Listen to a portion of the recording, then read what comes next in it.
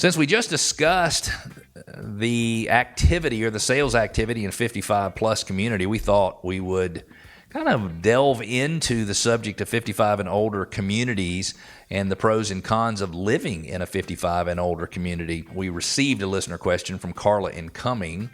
She says, my parents are looking to retire soon, hoping to sell their current home and move into a 55 plus community. What are the advantages and disadvantages for them?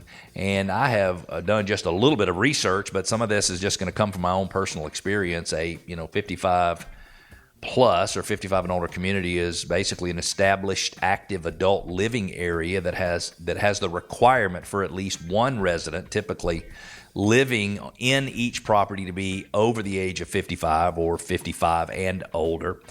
These retirement communities are designed with a target market of people over the age 55, certainly from the amenities and the locations.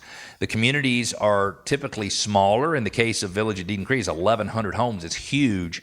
The dwellings are typically a little bit smaller.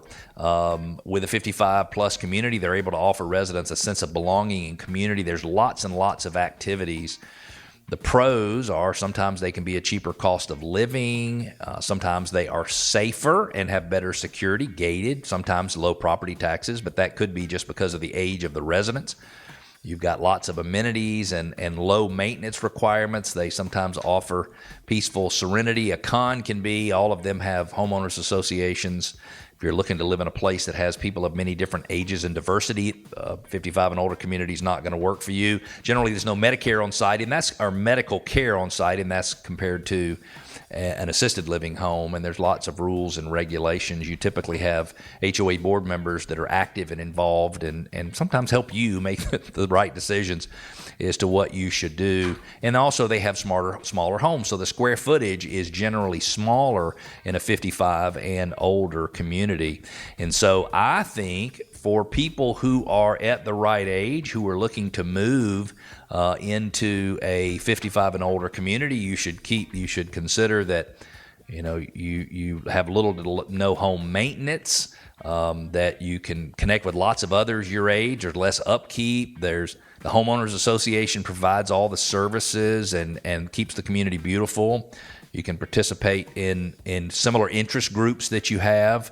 They may provide transportation and medical services. They're designed with homeowners at 55 or more in mind. You have limited landscaping options. These are cons. Less interaction with a variety of age groups. Downsizing may mean getting rid of lots and lots of items. As someone who is in the process of moving after 24 years, even if you don't downsize, sometimes you got to get rid of a lot of items. There's additional expense for homeowners associations. Again, you have limited groups of residents to connect with in some cases.